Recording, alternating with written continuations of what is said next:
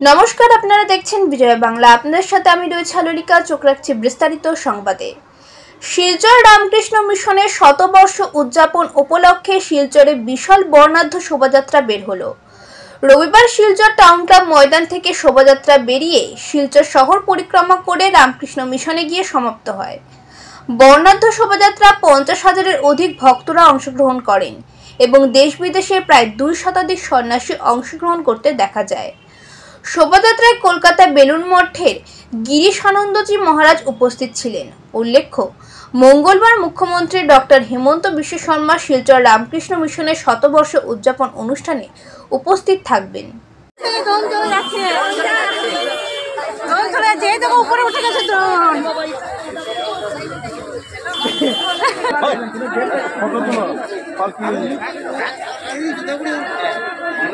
কাকা কাকা একটা মিনিট আমি একলা